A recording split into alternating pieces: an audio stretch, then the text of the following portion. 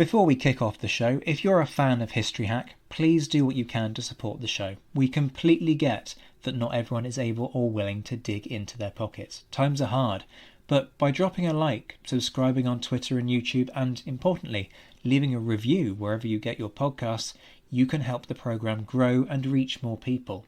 If you're interested in becoming a supporter, go to patreon.com/historyhack, where you'll find perks from secret Facebook groups to early release material. If you just want to leave us a one-off tip, go to ko-fi.com/historyhack. The links are in the description. And whatever form your kind support takes, know that we are massively grateful. Enjoy the show. Hello and welcome to another instalment of History Hack. The film Gladiator. We're going to do the reality behind it. Yes, you heard me right. Once again, we are not trolling you and clickbaiting you with this. We are going to talk to a brilliant guest who's going to take us through it all. But I'm joined, first of all, by Heather. You're right, Heather. How are you doing? Good. How are you? Oh, I'm good. Thank you for caring. I'm not used to people kind of turning around and asking, how are you doing? So who's our guest today? Why are we particularly looking forward to this one? Today, we have historian and author Tony Sullivan, who has written King Arthur, Man or Myth, and The Real Gladiator, The True Story of Maximus Decimus Meridius. This is exciting. Hi, Tony. How are you doing? Hello there, Zach. How are you? Yeah, I'm loving the love in the room. This is brilliant. I'm well, thank you. It's a hot day. I think we're all kind of sweltering slightly in the heat, but Heather nods from what I'm sure is an air-conditioned house in Ohio. Shall we talk not about the history first of all, but the film? You know, the Russell Crowe.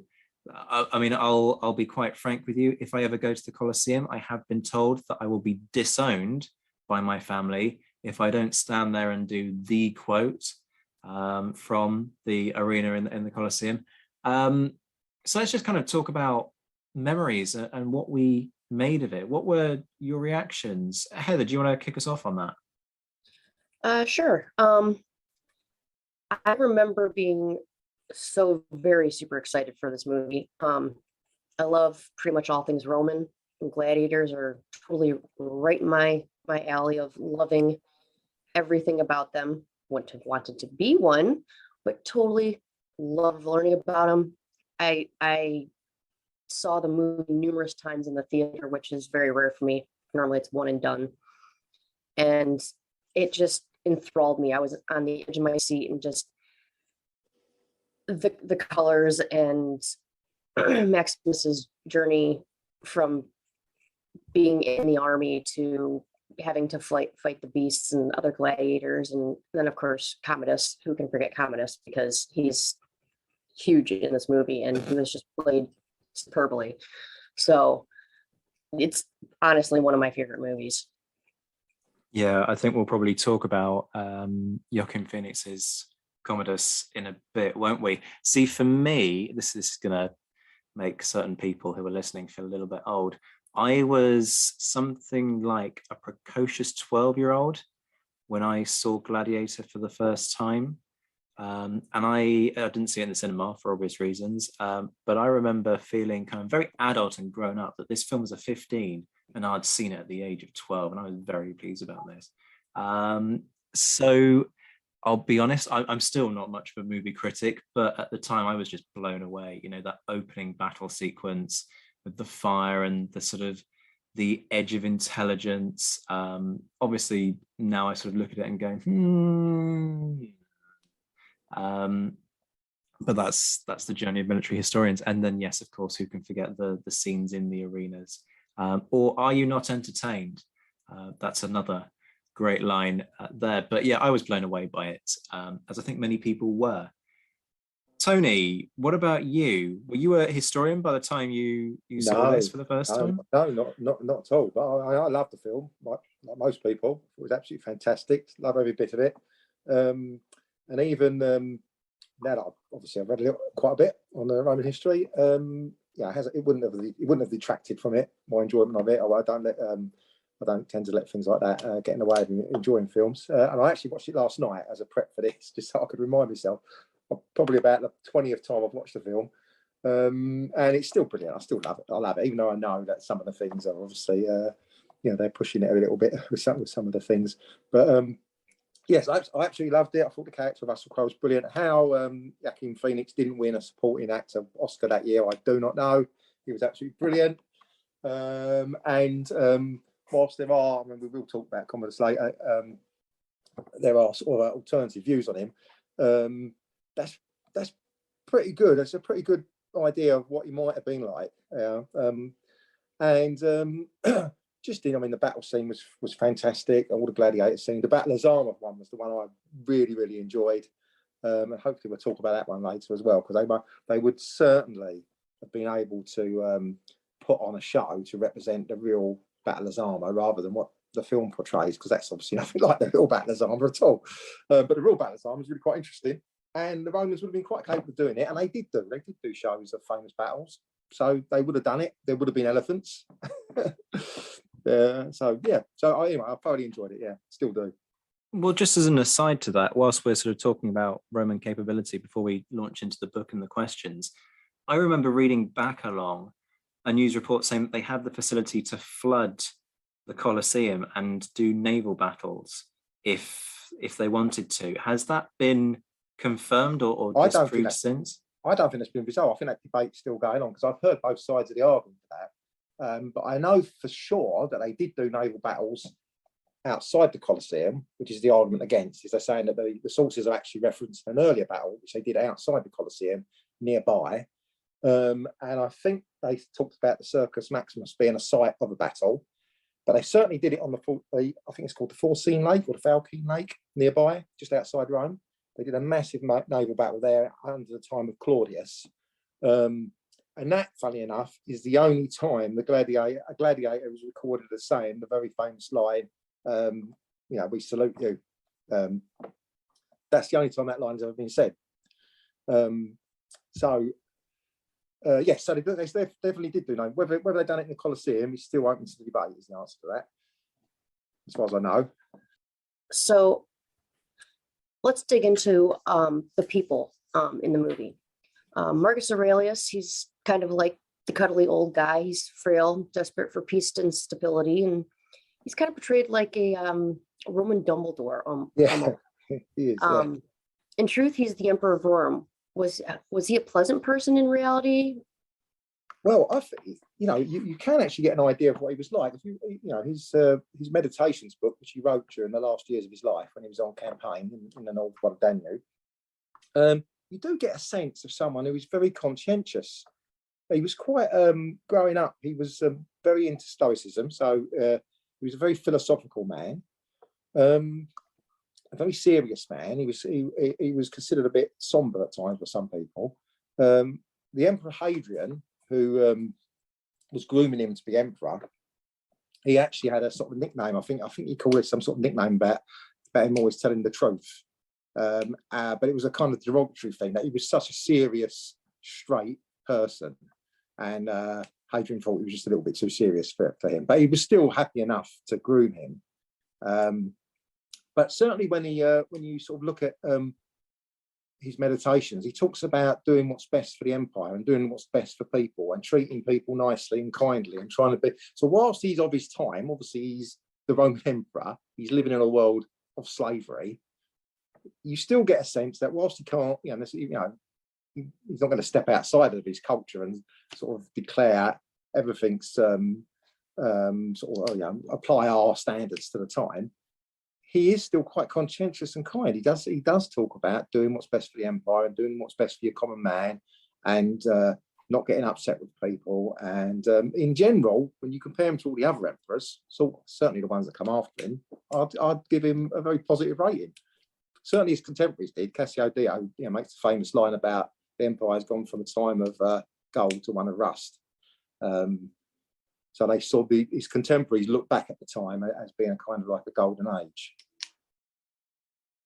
That's interesting. So, I mean, tick there for Ridley Scott in terms of getting that one right. let's stay with people and talk about Lucilla.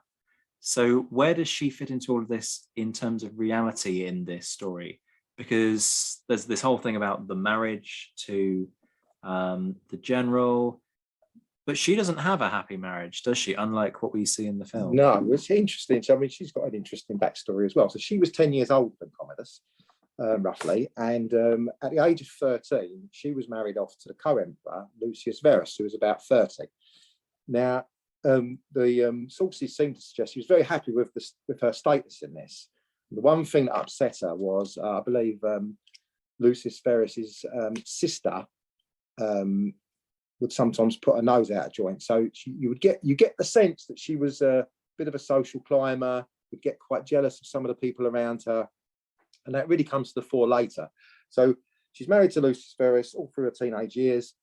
Lucius Verus dies in 169, at which point she's about 19. She's then, her father, Marcus Aurelius, forces her to marry the now 45-year-old Pompianis. Now, Pompianis, we're going to talk about later, because he is one of the two main characters that could be behind, well, say could be, that Maximus is based on. So she marries him, but she didn't want to marry him at all. And her mother didn't want him to marry him as well. He was seen as beneath her. He had been an equestrian. He'd been promoted to the Senate by Marcus Aurelius. He was one of his favoured generals. They was on very good terms. He was one of his senior advisors. She definitely didn't want to marry him. And the sources later talk about the fact she absolutely hated him. So, and she wasn't best pleased with the fact that she was being married to someone who she considered beneath her.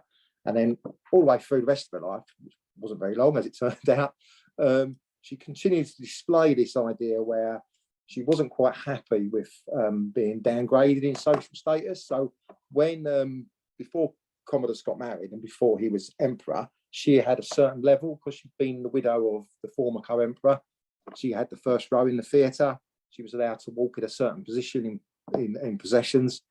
Soon as Commodus marries Crispina, she then gets downgraded because Crispina is now a higher social level and she hated Crispina.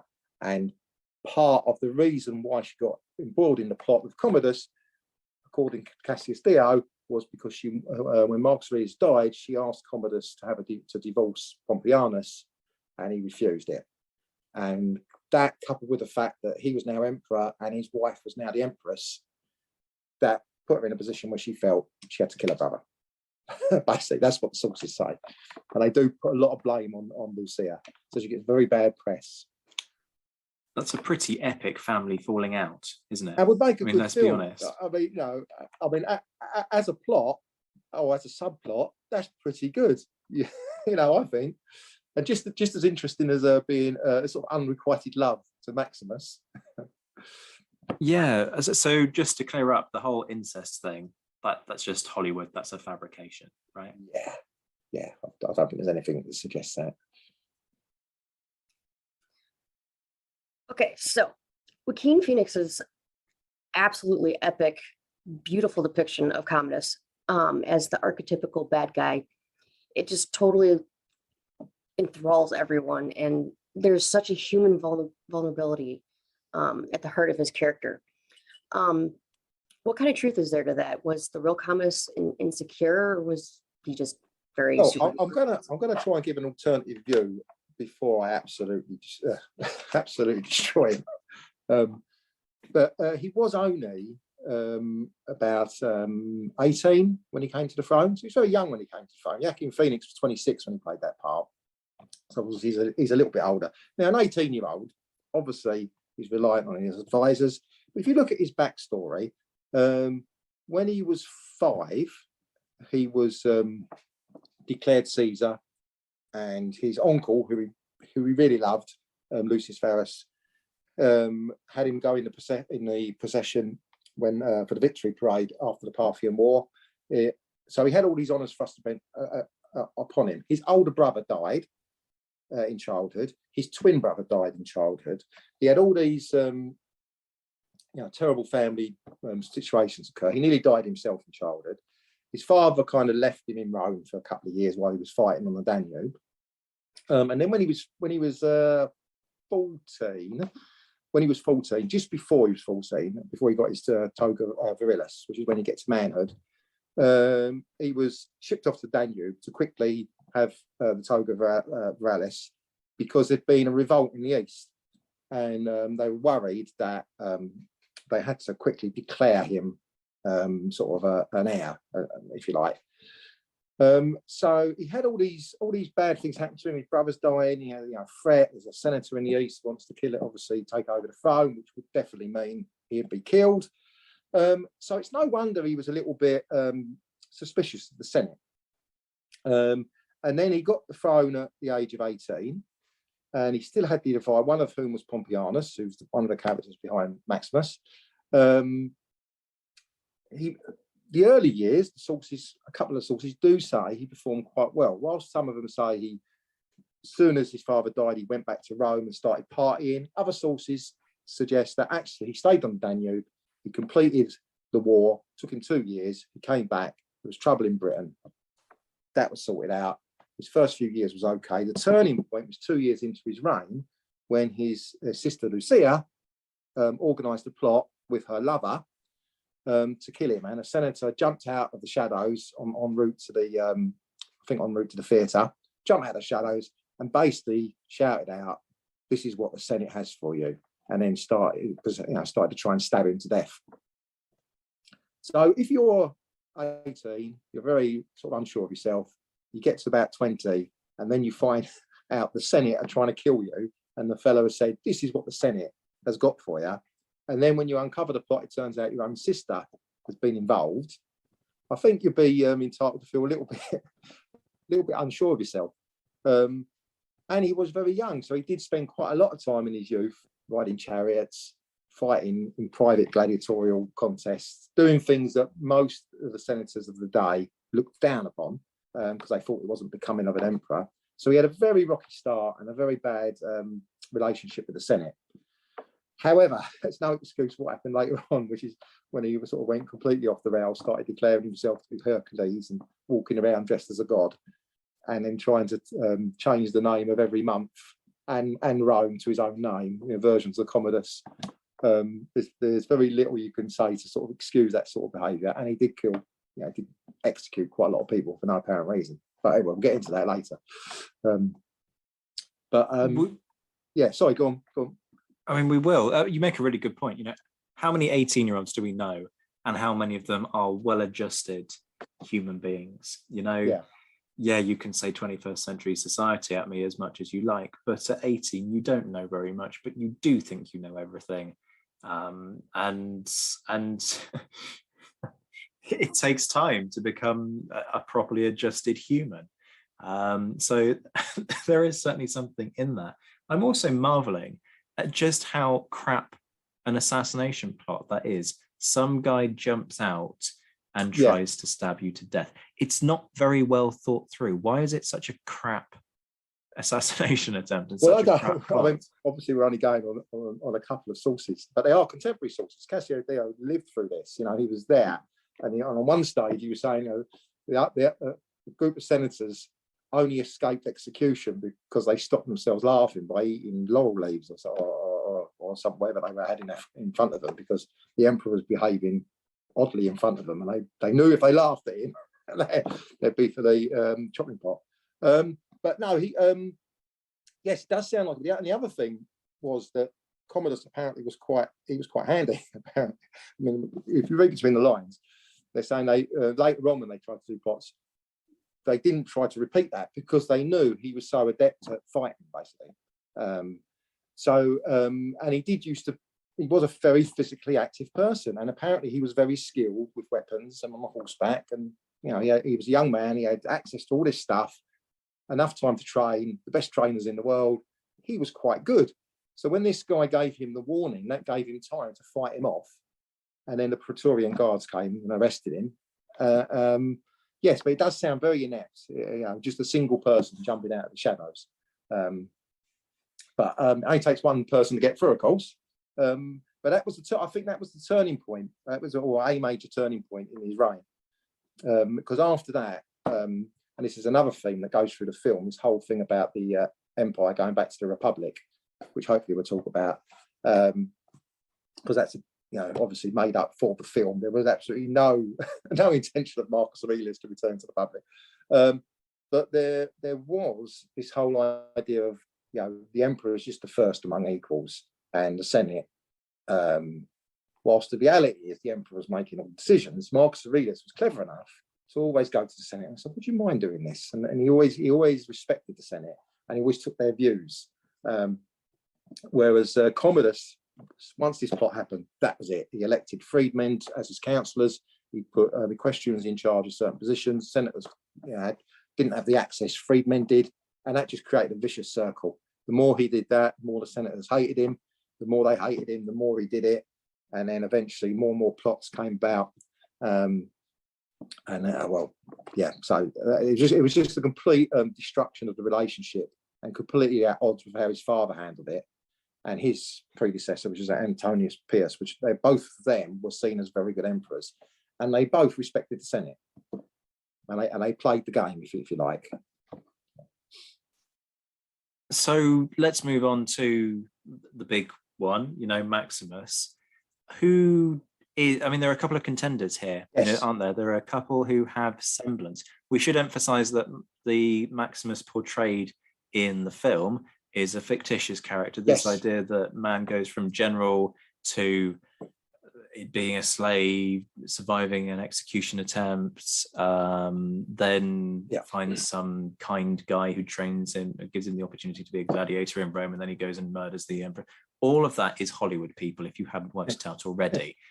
But that's not to say that there aren't strands of the character that can be brought into the film, which I gather it is what they've kind of done. They've kind of taken elements of people to make that happen. Yeah, so I suppose I should start with a fellow called Cincinnatus, which Cincinnati is named after, and he was in the 5th century BC. And at the time, obviously, it was a republic, and you had the Senate, and you had the consuls, 2 consuls every year. But if they were in an emergency, they could elect a dictator, which doesn't have the connotations it does today. A dictator was a good thing. You elect a dictator, he sorts out the emergency, and then he steps down from the role. And you give him 6 months or whatever, a year, whatever you need to give him. So this fella stepped up to the role. It was I can't remember who they were fighting, but he won the war, stepped down from the role immediately, and then a couple of years later did exactly the same thing. So he had a very heroic status in sort of the Roman mind, as being sort of a typical. This is what duty is. You step up, you do this, but you don't take power. You step back down. And you could see the erosion of that belief when they made Julius Caesar dictator, and then they made him dictator for 10 years, and then they made him dictator for life, and then you end up going into the empire. But going back to the 2nd century, you've got 2 characters. One is Maximianis, who was a general. He started off as an equestrian. He got promoted to the Senate. When he was a general in the Marcomannic Wars, he actually fought single combat against the chief of the Neristi, killed him, and was awarded by the emperor. Subsequently, he got promoted, become a legionary legate, and he's the one who led the army in the last battle, which is the one portrayed in the film. So when you see that general in the film, there was a general. He wasn't called Maximus; he was called Maximianus, Marcus Valerius, and he did win the battle. Okay, now that's where his involvement sort of ends. We don't know hardly anything about him. I think he was a consul in 186. That's the last we hear of him. We don't hear anything more, so people assume he died somewhere in the late 2nd century, because he would have been in his 50s then. But the main person is Tiberius Claudius Pompianis, who is also was an equestrian, got promoted to the Senate, become one of his favourite generals, and he's the fellow we were talking about earlier who married Lucilla. So I would say that apart from he didn't become a gladiator, but he was a general in Marcus Aurelius' army. But the thing is that Commodus and him had a good relationship. The sources would suggest, he stayed as an advisor when Lucilla was implicated in the plot and executed. He wasn't executed at all. Lucilla and Pompianus had a child, and he was actually he actually survived all the way through that period. He actually became a senator. He was killed under Caracalla like 30 years later. But towards the end of Commodus's reign, he actually named him and took it. The son took his name. So in the film, it's Lucius Verus, but in reality, it was he was called Pompianis as well, and he took Commodus's name. So some historians believe that Commodus actually at one point was thinking of naming him the heir.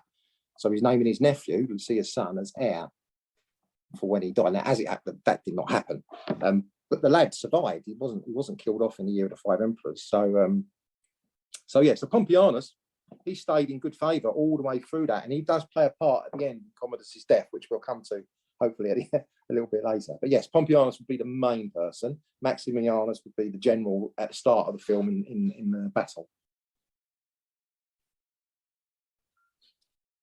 Sorry about the beeping. We have trucks going by. So the battle tactics. I know this is places where a lot of historians have fits about because they're not done correct. So what are your take on the battles in the film? Are they decently done? Well, they're great to watch, I'd say, but I mean, you sort of go through it point by point. Would you really do a cavalry charge through a heavily forested area?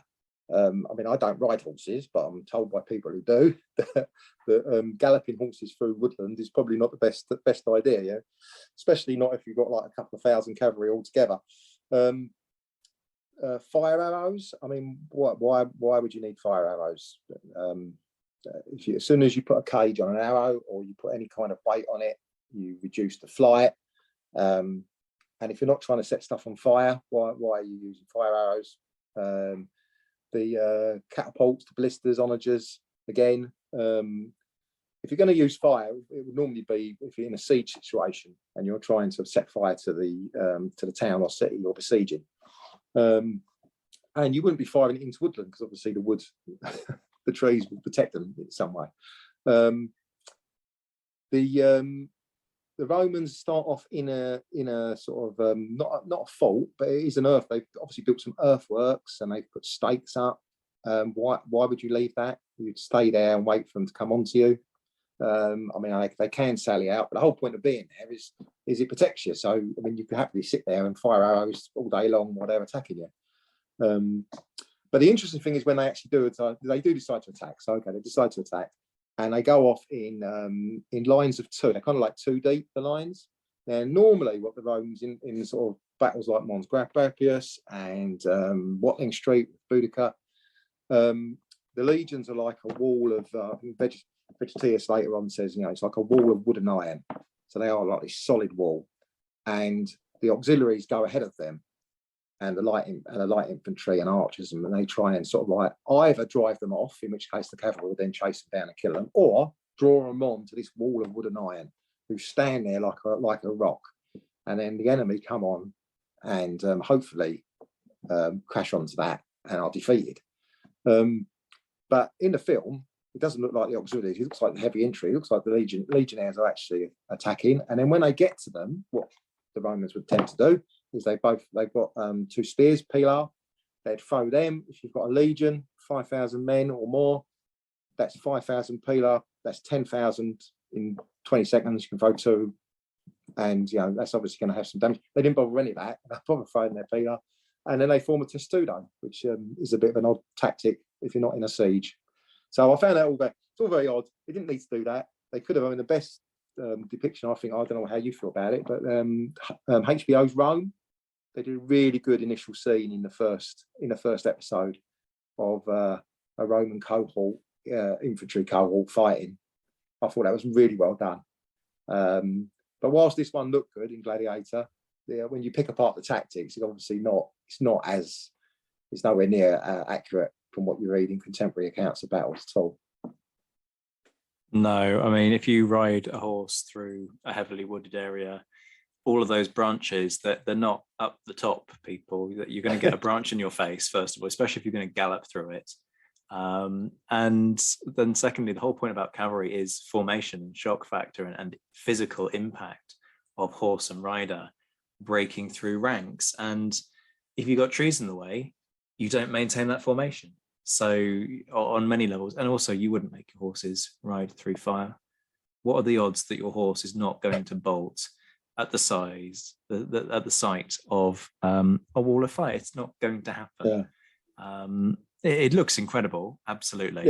The other issue I have with it is the barbarians, because they seem to be cast as a bit dumb, don't they? Oh, we're going to stand here and we're going to wait for the Romans, and then we're going to hide under the trees, and then we're just going to not really do anything but charge at them. These I like how they I like how they pinched the soundtrack from Zulu. But no, I'm old enough to remember Zulu film, and they pinched the soundtrack, so they have all these Zulu warriors calling. I mean, these are not the Germanic tribes responsible for the Tannenberg Forest incident, are they? So, I mean, is this just Hollywood? Yeah. There's that line, isn't there? People should know when they're conquered. Sort of Rome, civilization. Anybody else is just a bit thick.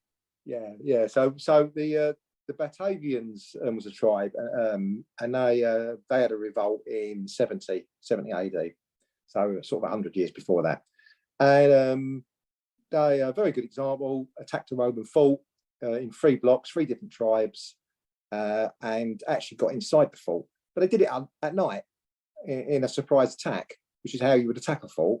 You wouldn't sort of wave your presence and let them know, and then let them fire arrows and stuff. You'd creep up on them at night and try and get in.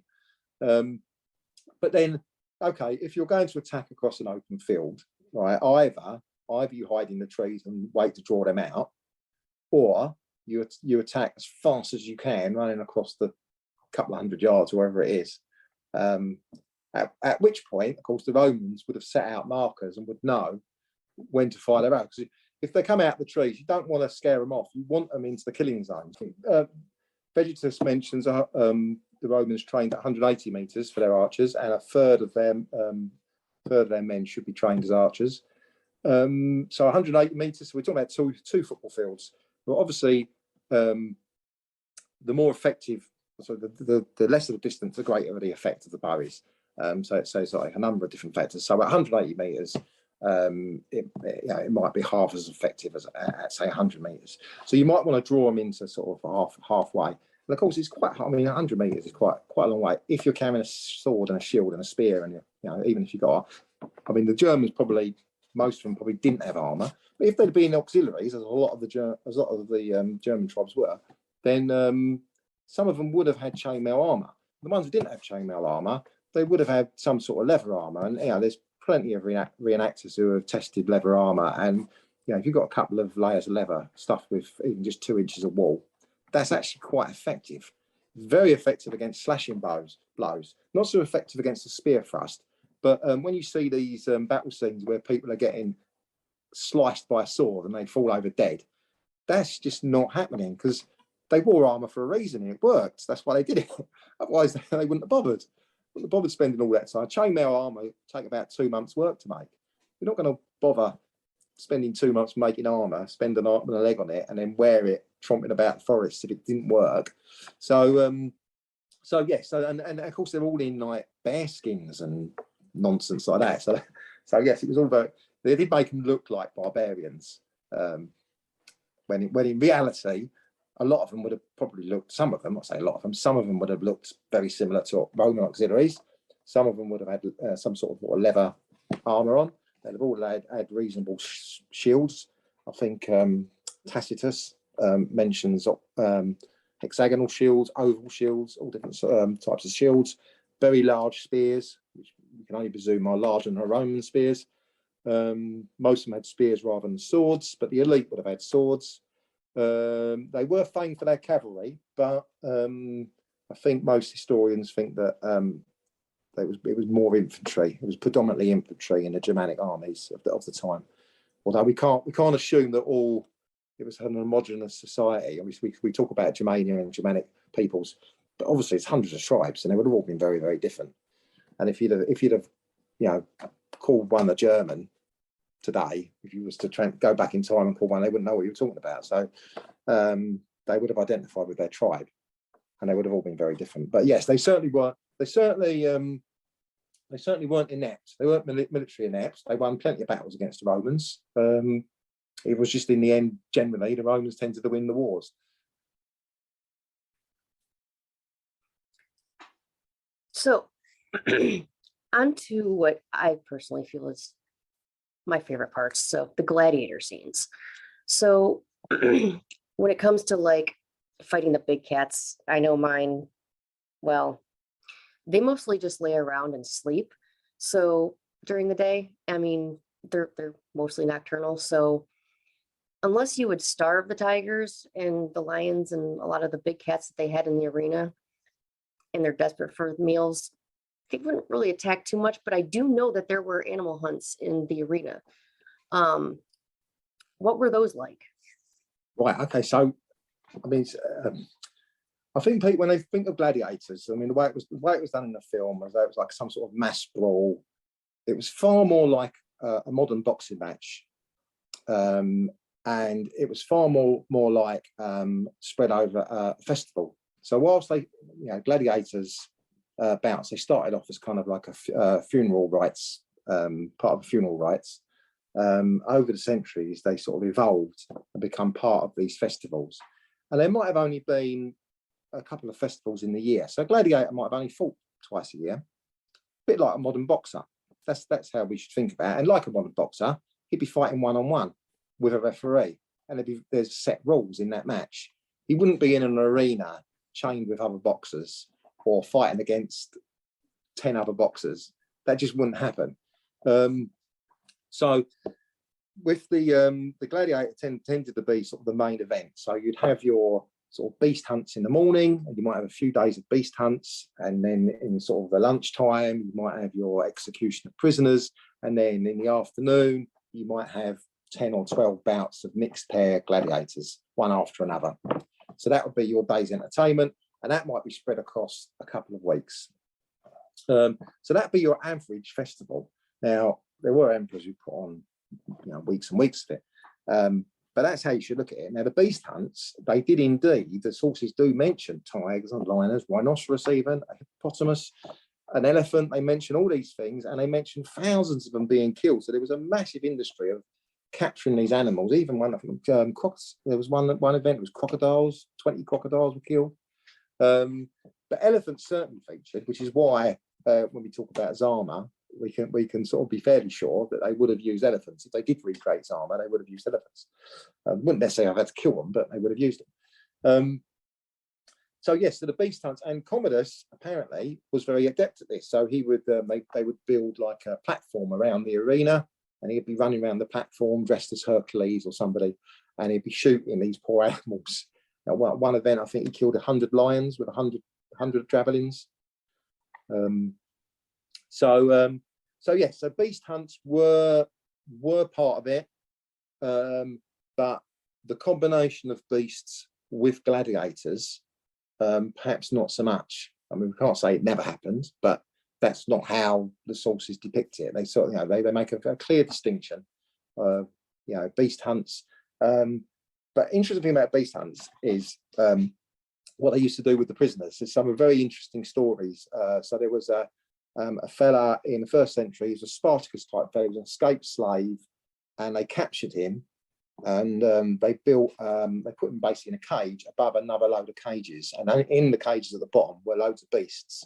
They don't specify what the animals were, but obviously it was set up as a punishment, and there was some sort of show. We don't know what happened, but at some point the top cage opened up, and the poor fella fell down into the bottom cages where the animals killed him, and that was his punishment. There was another fella who was crucified, and they set a bear on him.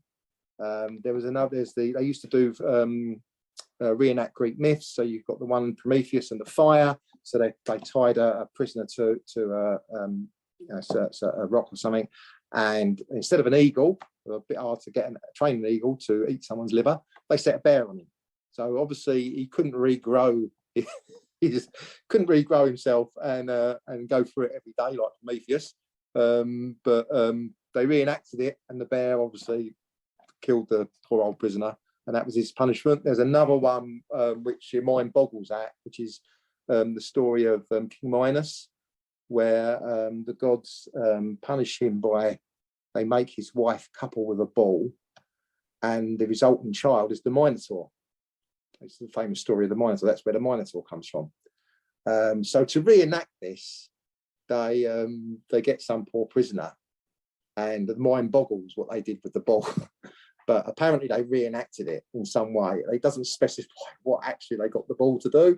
But it just goes to show you that they were very inventive and imaginative in their displays. I can see the horror on your face at the fall.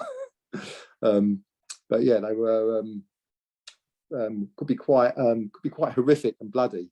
The beast hunts in the morning's entertainment. Wow, ouch. Puts Ouch it indeed. mildly. No, thanks. Blimey. I think Heather absolutely lost any respect for Commodus at the point at which you said that he killed, what was it, 100 big cats in one go whilst he was running around with his bow shooting people, shooting I'm pretty sure lions and tigers. He certainly killed. He killed hundreds and hundreds of animals. Certainly, yeah. I mean, and this goes on to the end of his career because whilst he was behaving like this, it was bad enough that he was performing in the arena. That was bad enough for the senators, and we've already said the relationship had broken down. But the fact that the emperor was parading about and pretending to be Hercules or whoever and taking part in these games was horrific to the senators. They thought it was beneath him. But yeah, at that point, fought in the arena. He'd done like little cameos, and he'd fought with wooden swords, and he had private bouts where he reportedly had injured and killed people. And that was bad enough. They thought that was terrible behaviour, that he shouldn't be doing that. Marcus Aurelius would never dream. Marcus Aurelius absolutely hated gladiator contests. And the funny thing is, Marcus Aurelius is very similar to Antonius Pius, whereas Commodus is very similar to Lucius Verus and Hadrian. Very similar characters. They absolutely loved gladiator games, very sporty, very active, whereas Marcus Aurelius and Antonius Pius were very sort of booky, very academic, very serious people. So towards the end of his career, end of his reign, one of the things which we'll talk about over in a minute, when it comes to the final thing, the final plot, was that he declared he wanted to fight in the arena properly as a proper gladiator. So when people talk about the fact that he fought as a gladiator, yes, he did, but there's actually no evidence he fought as a proper gladiator with an edged blade against another gladiator until the final couple of weeks of his life. All the references before that kind of suggest that he was taking part in the games, playing little cameos, using wooden swords, but then going back up to his box and sitting there dressed as Jupiter or Hercules. So that created the final argument, which you must remember to ask me about, because that is what ended up in the fight, in his assassination. Well, let's go there right now. How does he actually die? Because you said it yourself. There's some action in the arena, but my understanding was that's not how he actually meets his end. No, right. That's fascinating. I mean, that made a great film. And I would add that Pompianis, who we mentioned, had actually been offered the throne. When he married Lucilla, he was offered the throne by Marcus Aurelius, and he turned it down. So there is, and later on in the story, which we'll get to, he turns it down 2 more times after Commodus dies. So it's quite an important part of the story. But getting back to Commodus, so what happened was, he's after the first plot, he's executed one of his freedmen who was implicated. He's then had a succession of freedmen and Praetorian Guards who have rose to power and been executed one after another. So he gets to 193, or 192, I should say, gets to 192. He's now got his concubine Marcia, his Praetorian prefect Latus, and Eclectus, his freedman advisor. And they're sitting there, obviously looking back in history, they can see all these people have been killed, and they are sort of just the last people to hold the position. And Commodus says, I've had enough of playing a gladiator. I'm going to be a gladiator. I'm going to put on the show of the empire, and I'm going to be the man, and I'm going to lead the gladiators out into the arena. And they all say, you can't do that. That's, everyone, the senators have already got already lost faith in you. It's just going to look terrible. You're demeaning your position. Don't do it. He gets really angry, throws Marcia out, the other two come in and do the same thing. He throws them out. He then goes and he writes a people I'm going to kill list on a wax tablet and promptly falls asleep. Meanwhile, a young lad who lives at the palace, he's walking through the palace, a young boy, doesn't say how old he is, picks up the wax tablet absent-mindedly and is walking through the palace and bumps into Marcia, who says, "What have you got there?" He hands her the tablet and she sees people I'm going to kill list, Marcia, along with Eclectus and Latus and loads of senators. So you can imagine what Marcia thought. You know, imagine if you did it at work, you know, you're walking through and you pick up you find a bit of paper and it says, people I'm going to sack tomorrow list. And it's you at the top, or people I'm going to kill tomorrow. And it's, yeah, so Marcia was a bit panicked by this. And she runs to the other two and she says, look, he's gonna kill us. We better do something. So they decide to kill him. Now, this is where it gets a bit murky because I think the sources are hiding something here, because this happens supposedly before the festival, Santa Alia, which is the 17th of December. He doesn't die until the 31st of December. So they're saying this thing happened, but they don't kill him for 2 weeks. But when they talk about, when the sources describe it, it's like, there's a big panic. They decide to kill him. They poison him. There's a dispute whether it was through his beef or his wine. It didn't work. He vomits. He then goes off and has a bath. They panic again. They go and get his wrestler, Narcissus, who luckily enough says, yes, okay, I'll go along with it. And he goes in and kills him in the bath, strangles him to death. So I would suggest that what these sources are hiding is the fact that this was a much wider, deeper plot over a longer period of time, because it doesn't make sense that he's decided to kill them before the festival, waited 2 weeks, and then they've murdered him 2 weeks later. That doesn't really make a lot of sense. More so when you hear the next bit, because they then have to carry his body. And this, it goes to show you that he was actually quite popular with some people, that they had to hide his body and carry it out so the Praetorian Guards didn't see it. So they've wrapped him in a blanket, carried him out, taken him out into the suburbs to a mausoleum. They've then gone to see Pertinax, who was a friend of Pompianis and a friend of Maximianis, fought in the Marcomanni Wars, was one of Marcus Aurelius's generals. He is the urban prefect. They go and say, supposedly the sources say that Pertinax thought they were coming to kill him. They come, they tell him what's happened. He says, right, okay, I'm with you. We'll go to the Senate, we'll tell them what's happened. We can put all these terrible years behind us and we'll decide what we're going to do. They go to the Senate. They say to the Senate, he's died from just a drunken fever, apoplexy or something.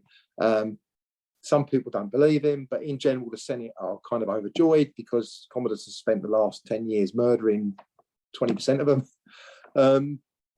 And they decide to offer the position to Pompianus, who declines again. So this is where you get the idea of, in the film, of Pompianus being offered the empire to somehow restore some sort of republic, which he didn't. But he is offered the throne 3 times in the end. So this is the second time. He declines it. It ends up going to Pertinax, who gets a very good press from the sources. Pertinax becomes emperor, and he tries to placate the Praetorian Guards. The senators are very happy with the change. The people are very happy. And Commodus's name is damned, where they erase all his memory, scrub out all his inscriptions.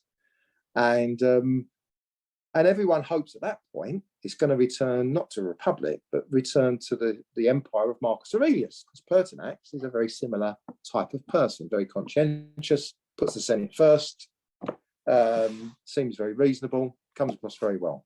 Unfortunately, that's not how it panned out. But I'll wait until see what more you want to ask. Can I just ask and chip in here? How crap are the Praetorian Guard? They're not there to stop the first assassination attempt. They don't notice when he gets strangled in his bath. I mean, what are these guys doing, for heaven's sake? I can tell you what, the next bit of the story makes them look even worse. And again, it would just make a fantastic film. So the Praetorian Guard, they loved Commodus because they'd been bigged up by him. He treated them very well. He gave them loads of money and loads of privileges. Pertinax has come along like a proper, because he's an army man, he's a proper army man. He's gone, we're not having any more of this nonsense. You're going to be a proper Praetorian Guard. He's taken away their privileges. He made them do proper training, and they're not happy. So 2 months into his reign, or 3 months, I think it is, in March, they decide to, there's a little bit of not a rebellion, I should say, there's unrest in the Praetorian camp. So Pertinax sends his father-in-law to go and sort them out. He goes there, they capture him and sit him on a chair, tie him up, and then march to the palace, where they find Pertinax, the emperor, and Eclectus, Commodus's old freedman advisor. And everyone runs away, but it shows you that Pertinax and Eclectus were actually quite brave men, because they stood their ground against all these Praetorian guardsmen, like dozens and dozens of them.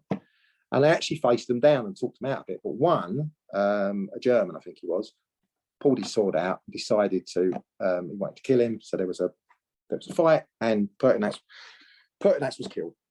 Praetorian Guard all steamed in, and they cut his head off and paraded it back to the Praetorian camp. At which point they didn't know what they were doing. They had no plan. They didn't know what they were doing. So the father-in-law was sitting at the camp waiting for him to come back, and he's confronted with his son-in-law's head on a spike being paraded through the gates. And he promptly says, well, the emperor's dead. We need a new emperor. How about me? And they're like, well, we're not sure. Why should we give it to you? So he said, well, I'll do this, and this for you. And he starts to offer them various things. Meanwhile, in the city, the word is getting out. Other senators find out. And one particular senator, Julianus, thinks, well, I'll have a go at this. So he runs to the camp and he says, let me in. I'll do you a deal. And they basically say no. And he finds out that Supplynicus has offered them a sum of money to make him emperor. So he then shouts, well, I'll offer 25,000 sesterces. And they end up having this auction, which is it's described as the most disgraceful part of Roman history, where the Praetorian Guard suddenly realise they're in the middle of an auction, and the price goes up and up and up and up, and Julianus wins it. So they give it to Julianus. They march him to the Senate. The senators are all sitting there very, very grumpy because Pertinax has just been killed, and now they have this like third-rate nobody thrust upon them by the Praetorian Guard. It's a little bit like the Tory election at the moment. Imagine the army marching one of these lesser-known people to the Houses of Parliament, saying, "This is your new prime minister," and he gets placed as emperor. Meanwhile, 3 other emperors around the 3 other legionary legates around the empire have heard that Pertinax is dead, and all 3 of them declare themselves emperor. So you've got Niger in Syria, Egypt. You've got Severus Septimius on the Danube, and you've got Clodius Albinus in Britain. All 3 of them say, well, we want to be emperor as well. And they all get their armies together and start to march on Rome, while Didius Julianus says, well, I'm the emperor now, I was here first. And that didn't end well, really, basically, because what happens to poor old Julianus is he lasted about 2 months. His support ebbed away. He again he offered the throne to Pompianis to try and placate everybody. He again turned it down the 3rd time. And in the end, Septimus Severus got there first. And Julianus was killed by a member of his own guard. And then we have a civil war. Severus defeats Niger, and then a few years later he defeats Albinus, and then you get the Severan dynasty. So yes, an amazing period of Roman history. That's sort of 192 to 193 was absolutely hectic. and Severus, when he marched on Rome, he turfed out the Praetorian Guard, made them all line up, stripped them of their armor, stripped them of their weapons, and he basically dismissed them and got rid of them all. Well, I'm not surprised. I mean, wow, what does it take to buy an emperorship? A few 100,000 sesterces from the sounds of things. Yeah. That's and they did.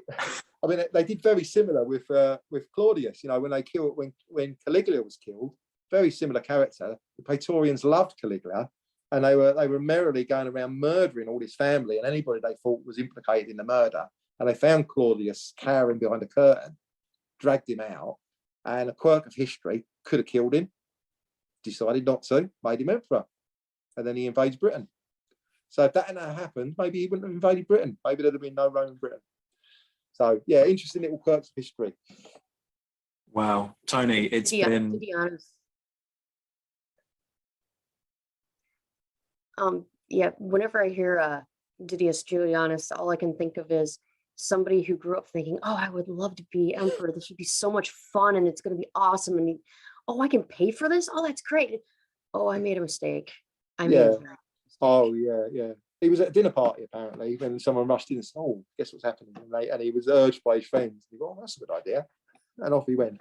And then 2 months later, he's saying, what? His last words were something like, but I've done nothing. What have I ever done? Something like that. Very, very pathetic. He even tried to abdicate, and they didn't even. And they reconvened the Senate without him and declared him basically non-person, and sent someone off to kill him. And he was in the palace all on his own. Even his guard had left him. There's nobody there. Very sad end. That is a slightly sad end, to be honest with you. It's been a belter of an interview, Tony. Thank you so much for joining us for this. I think at some point you need to come back and talk about King Arthur. I think that needs to happen. But your books, King Arthur, Man or Myth, and The Real Gladiator, The True Story of Maximus Decimus Meridius, are out now, aren't they? So folks can go buy them. Well, there are two. Can I just say there are two others. The Battles of King Arthur is out, where I just talk about the battles in the famous battle list. But also I've done one on the Roman King Arthur, Lucius Ottorius Castus, which is on the theories behind the film with Clive Owen, 2004 film, Clive Owen and Keira Knightley, and that's out now as well. And that's a very interesting story as well, which would be great to talk about. But yes, it'd be lovely to talk to you again. I remember that film very well. I was even younger when I saw that one, and found it quite enjoyable. But now I look at it and think, okay then. But as you say, that's an interview for another day. This has been a belter. Thank you so much for joining us. Lovely. Thank you very much.